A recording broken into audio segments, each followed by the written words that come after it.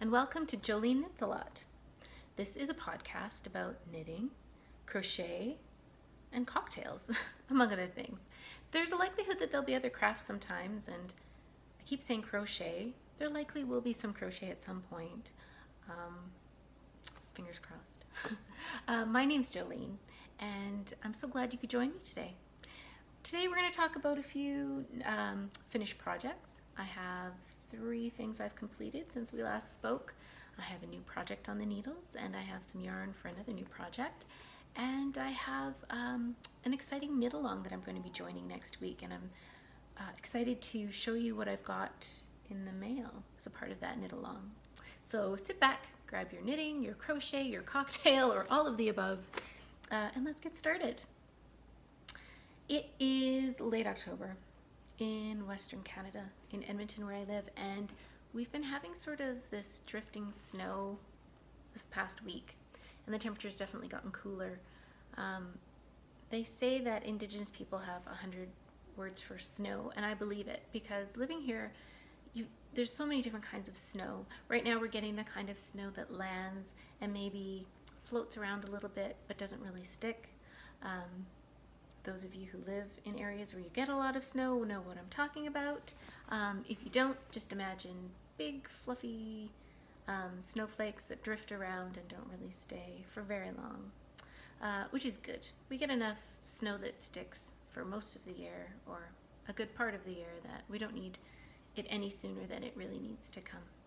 So while we're having some cooler weather, it's great for knitting. It's definitely sweater weather, or layering your sweaters or your knits. I'm actually becoming a proponent of knits on knits on knits. So like a hand knit sweater with a hand knit scarf, or a cowl with a hat and some mitts, or some wrist warmers and some knitted socks, and maybe a blanket on top, depending on the weather. So let's talk about what I've completed this week. I'm going to start with a project that you have seen before. This is the Secret Handshake Cowl. It was a mystery knit along. It's a design by Casapinka, and it was released in 4 parts. So over 4 weeks, you got a portion of the pattern, and every week I tried to keep up as much as possible. And I know the last time I showed this to you, I wasn't in love with it. I'm pretty happy that I stuck with it though, because I think it turned out quite nicely. So I'm going to show it to you now. Oh, it's kind of long and maybe difficult to see. So this was, let's go over here, maybe that'll look nicer. This was the most recent clue, the end. We'll go in reverse order. There's definitely some really interesting stitches that I've never done before. So it was really fun to do, because every few rows you were changing. There was slip stitches, here's some lace, some more slip stitch sections, a really pretty sort of feather and fan type wave action, some more slip stitches. And in the end, I think that I'm quite happy with the results. I was getting stuck sort of in this section here where there was a lot of green, and I wasn't getting a lot of color contrast, and I wasn't in love with it. But I think that once the pink came back, it sort of balanced out the cowl quite nicely for me. Let me just put it on. Now there's so many, as you'll see in this podcast, there's many different ways of creating cowls. This is sort of a long tube. It sits sort of like loosely around your neck. The nice thing about cowls like this is that you don't really have to fuss with them. You put it on, it's gonna stay where you put it, it's gonna fit just about anyone. It's warm enough, long enough that it can cover your neck. You can pull it up so that you can be cozy. If you want, you can pull it up over your head like a snood, sort of like a 1950s movie star. I feel like I could have been a 1950s movie star. No, just me? Okay. So yeah, I'm really quite happy with the way that turned out, and I think that it's going to go on my gift pile for some lucky individual. Who can say? So that was the Secret Handshake Cowl by Casapinka. The knit along is completed now. All 4 clues have come out. But if you want to knit this pattern, you can certainly purchase it on Ravelry or from Casa Pinka, and you will get the entire pattern all at once. So you could just go ahead and knit it at your own pace, which is sort of nice too. The other project that I have that I was talking about last time, I think, was my ugly sweater socks. This is a pair of socks that I cast on as a part of the festive sock knit along hosted by Amy Florence of the Stranded podcast. And I had talked a little bit about how I wanted to try a different type of heel that wouldn't interrupt a striping pattern, but would be knit at the same time. So not an afterthought heel, but a heel that you knit in while you're knitting the sock, but that would interrupt the heel pattern less. So I tried the German heel. This is from a book called Knitting Vintage Socks by Nancy Bush. And I think that it was really quite successful. If you can see here, I'll show you one sock at a time. But the stripes really stay very even. Even around this knit-in heel. This is the German heel, and I'll tell you a little bit about it and maybe explain why it didn't interrupt the sock stripes so much. So as you can see, it's just a plain stockinette stitch heel. It has like a bit of a garter detail at the edge, and then there's a column of 2 stockinette stitches at the beginning of the heel, one of which you pick up when you're coming back around to knit the gusset of the sock. So you only see one of those stitches on the completed sock. I think it's a really nice detail. I like that garter sort of detail there with the one stockinette stitch, or the one knitted stitch. I think it's really, really pretty. Now I think the reason that this heel does a good job of not interrupting the stripe pattern, I'll show you the other sock as well, is that it's knit over 40 stitches on a 64 stitch sock. Normally, sock heels are knit on half the stitches. I think I talked about that a little bit on my last episode. But most patterns have you knit a sock heel over half the stitches. So for a 64 stitch sock, it's 32 stitches. This heel picks up an extra 8 stitches, which, I did the math, means that you're working the heel on 62.5% of the stitches. I think that because you're using so many more stitches, it's a wider heel. As you can see, it really does wrap around the foot quite a bit. And because of that, you don't have to decrease as many times in the gusset. So the gusset, you can see here, is quite short, the decreases that you need to do to get back to a normal stitch count. Because you're knitting so many stitches back and forth over here, and then turning over here, you actually don't need to decrease so many stitches here, because I think those decreases occur through this rounded heel turn. So if we have a look at the heel turn of this sock, you can see that it's quite, it's relatively deep. I mean, you do quite a few decreases through that sort of gusset area, the heel turn area. And in the end, you don't have to decrease as many in the gusset, which means that it's going to interrupt your stripe pattern less. So I really like that. And I think I'm going to try that on my next pair of socks. I think I probably won't do another German heel. I might do a slip stitch heel and use 60% of the stitches, just to see how that number varies. So on a 64 stitch sock, that would mean that the heel would be over 38 stitches. We'll see. I think the reason I would like to do a slip stitch heel is because that is my go-to heel, so it's the one I remember. I don't need to look it up, it's just in the back of my brain. And also it's a little bit more resilient. The reason we do that slip stitch heel is to give the heel fabric a bit more structure and be more resistant to wear. So I think I might give that a try on my next pair of socks, but I'm actually quite happy with how these turned out. Now, as a festive sock, I mean, looking at this, you wouldn't think that it was a Christmas sock.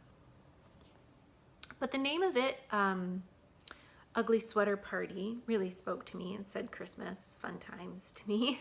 And I also like that they're crazy, and that I'll be able to wear them all year with just about anything. And because the stripe pattern is so sort of crazy, Ugly Sweater Party, it didn't bother me that my socks started at a different point in the striping pattern. In fact, I kind of like that. I know some people really like their striping socks to match, but I don't mind. If it's especially like a really long striping pattern with a lot of different stripes. This one I think has 20 different stripes. I might be lying. I will make a note right here how many different colored stripes there are in these socks. But because there's so many stripes and they're so different, that it didn't bother me that they were starting in different places. And I think that kind of makes them a little bit more fun. So my festive sock along socks are done. That's not to say I won't try and knit another pair of sort of Christmassy fun socks, but right now I'm quite happy with how these turned out. And my final project that I have completed this week was a cast on that I started, I think, after my previous podcast. Another cowl. I'm becoming quite predictable. I've decided I can't knit any more neckwear for a little. Oh, that's a lie. You'll find out why in a moment or two. But maybe I should cool it on the neckwear, although a lot of these will probably be gifts. This is the Moonwake cowl. It's a pattern by Andrea Mowry, and it is knit in Drops Nepal, which is an Aran weight, kind of a heavier yarn. The original pattern was for a yarn called Mayak, which is definitely a lighter yarn than what I used. And the pattern is written to have nearly 3 repeats of this colorwork pattern. Maybe that's a better way to see it. But because I used a heavier yarn, I only did 2. That's not the only reason I only did 2. The other reason was I was running out of yarn, and I had little yarn balls like this big. But by the time I finished my second repeat, and I was like, okay, I think I'm done. I blocked it and then seamed it all together. This cowl is constructed sort of in the opposite direction to this one. So this one is a tube that started at the bottom, worked this way and up to the top. This one is also knit as a tube, but you start with a provisional cast on, and then you knit and knit and knit in this direction, so around. And then once you get to the end, the 2 ends are seamed together. So it's knit in the opposite direction of the other one. This one has a little bit of a twist, which I like, actually. The twist sort of allows the cowl to sit nicely around your neck, and it gives you sort of like a little dip for where your chin is, which I kind of like. I picked colors that were pretty similar to the original pattern, but not exactly the same. And I'm really happy with how this turned out.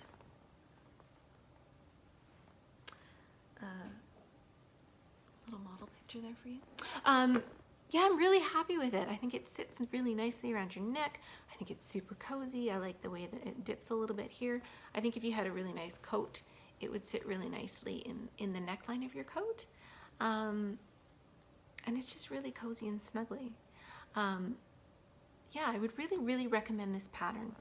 The only thing is, I had a little bit of difficulty when I was seaming the ends together.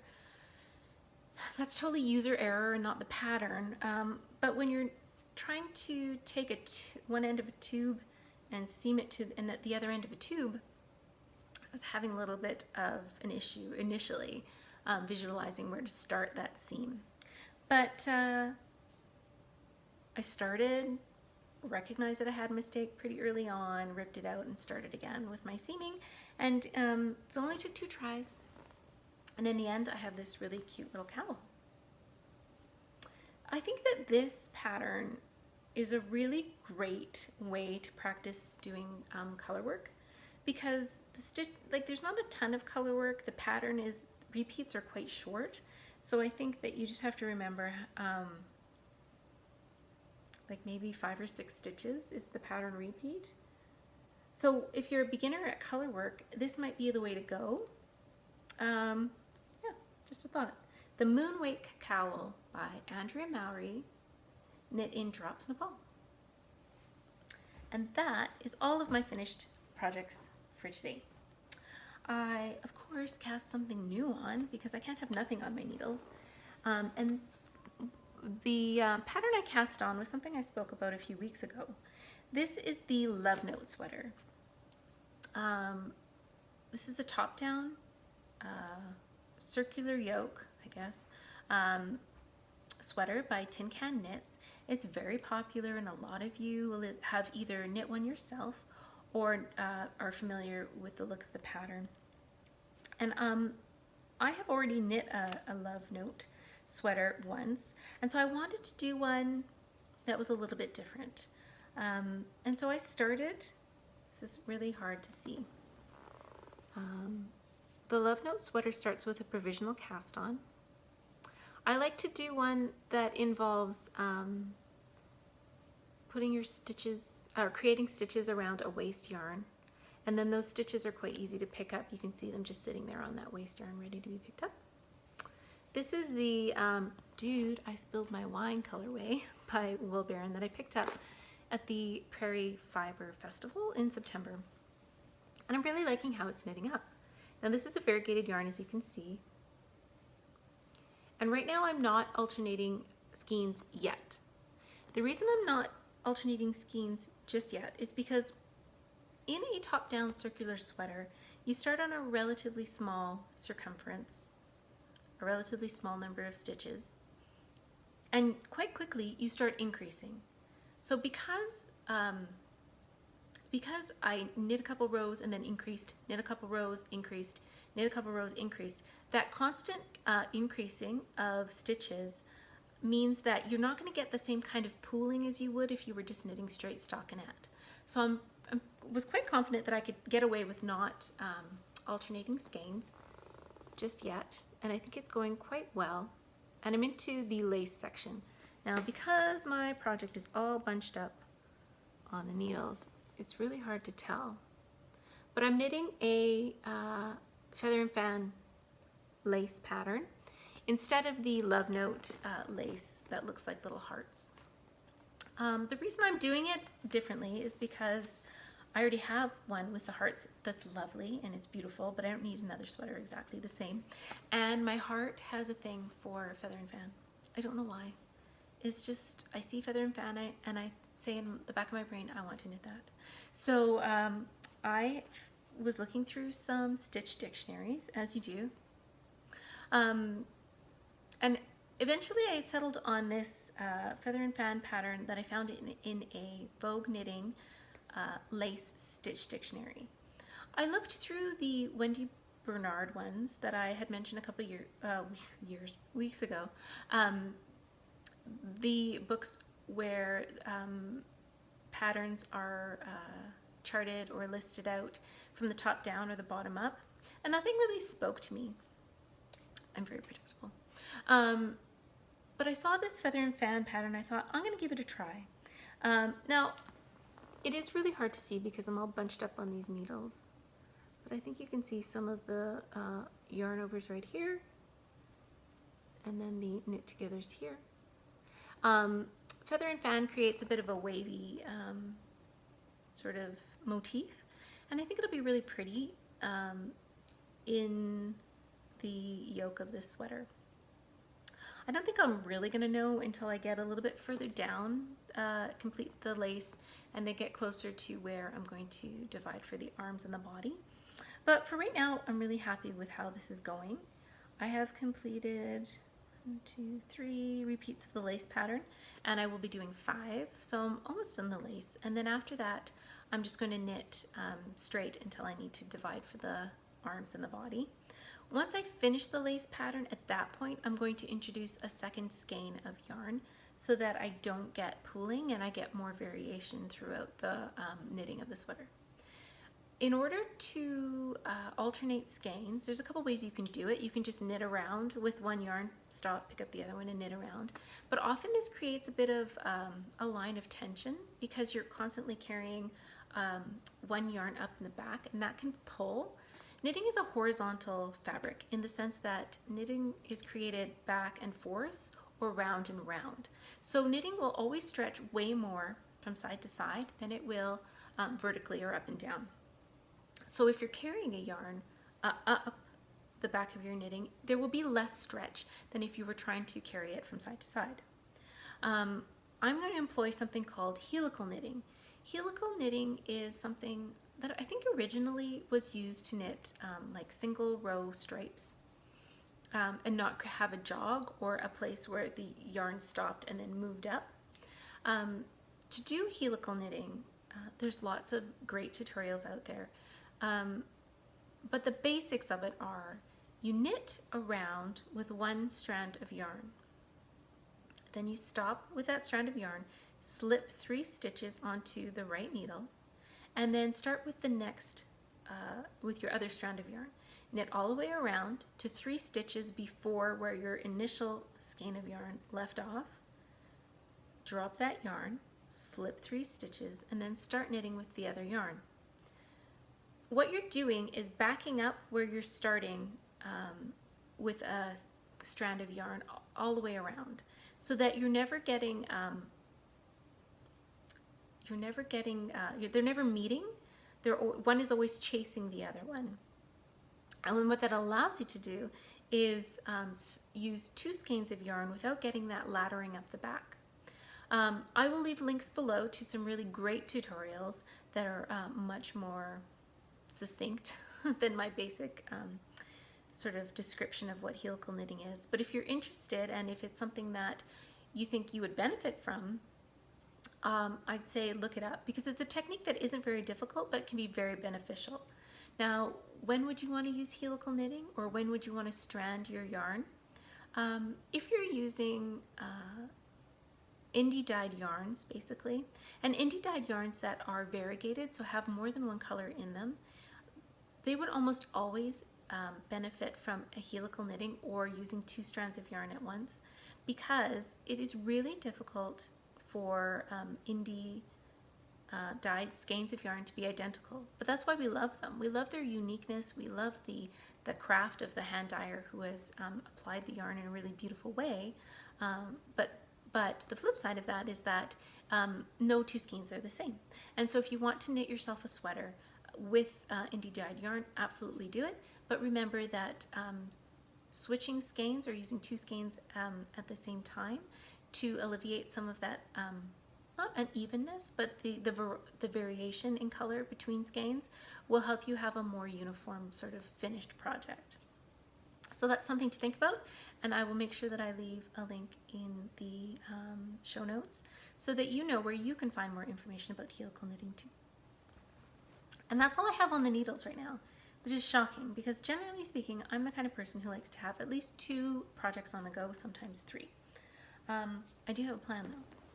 Since I finished my ugly sweater party socks, it's time for another pair of socks on the needle. Now, I don't always knit socks, but when I do, I like to have them thematically appropriate. So I was stash diving the other day and I found this ball of yarn. It is some self-striping yarn. It's dyed by Nomadic Yarns. It is 80% superwash, 20% nylon, and the colorway is called Child.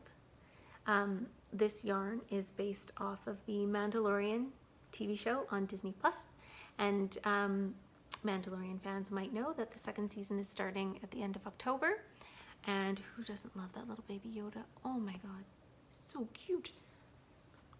So this yarn is based on the colors of Baby Yoda. So you can see Baby Yoda's skin colors, cute little like flesh cheek color, and then the 2 sort of tonal brown colors of his outfit. I'm very much looking forward to casting these on as I sit back to watch the 2nd season of The Mandalorian. I have chosen a not really contrasting, complementary color for heels, cuffs, and toes. This is Knit Picks Stroll. This is the Jackrabbit Heather colorway. And I think it'll go quite nicely with my little baby Yoda.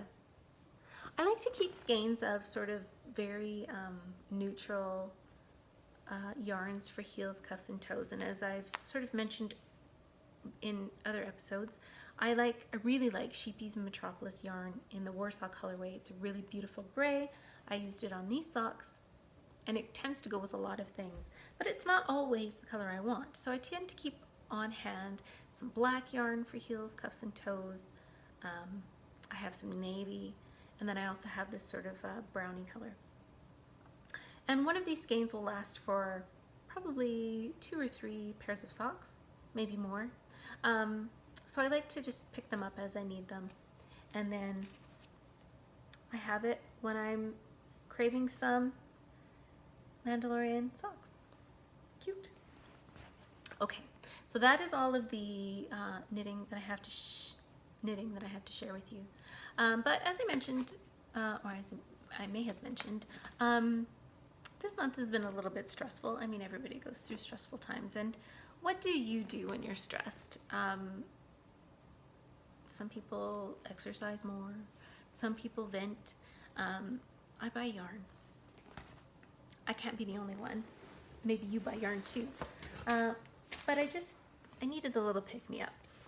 And so I ordered a kit through a yarn company that has fall and spring knit-alongs. This is not their first, but it's the first one that I've joined in. And so the box arrived in the mail the other day. It's from a company called Knit Collage, and I thought we could open it up together. So I have just opened up the box, but I haven't actually seen what's inside. So maybe you'd like to join me as I open up this box. The kit I got is for a scarf. It's called the Plaidtastic Scarf, and it is knit on some massive, massive needles. These are size 17 or 12.75 millimeter needles. That is almost a ½ inch. So, wow, these are the biggest needles I think I've ever knit on. But I think it's gonna be fun. Okay, so let's see what's in the box. Let's maybe open it up together. So the company, again, I said was Knit Collage. They had a number of different kits for their fall knit-along, and a couple of them are sweaters. Their yarns tend to be really like bulky weight, really heavier weight yarns, and for me personally, I don't like bulky knits on my body in the form of a sweater. I don't feel comfortable with them when they're really bulky. I prefer a lighter weight knit with perhaps more drape, but I do really like chunky yarns for accessories, neckwear. So the kit that I got is a scarf, and as you can see, there's a picture here of the 4 patterns in this knit along, and I'm going to be knitting the scarf. So I have this really nice little postcard with some welcome information. When I signed up for this yarn, little receipt, when I signed up for this yarn knit along, I received a bunch of emails. The emails were a variety, a lot of patterns, pattern information, but also links and schedules for knit along activities. Okay, so the tissue's being opened, and inside my box I have a variety of yarns. So there's a little baggie here which we'll have a look at. Ooh. So the background of the Plaidtastic Scarf is this really chunky neutral color. Some of the kits were really, really colorful. I opted for something a bit more neutral because I think it's something that I'll wear more. I'm not sure if you can see, but there's a little bit of sparkle in this really interestingly twisted yarn. So you can see areas where it's really highly twisted and areas where there's a lot less twist. And I think that's going to add a lot of texture to this interesting knit. This yarn is called Spun Cloud in the High Vibes colorway. It's described as a fluffy feather, light and soft as can be. This yarn is 100% wool with 2 skinny strands of lurex plied around it. Lurex is the shiny business. All right, so that's my background. It's quite a hefty skein.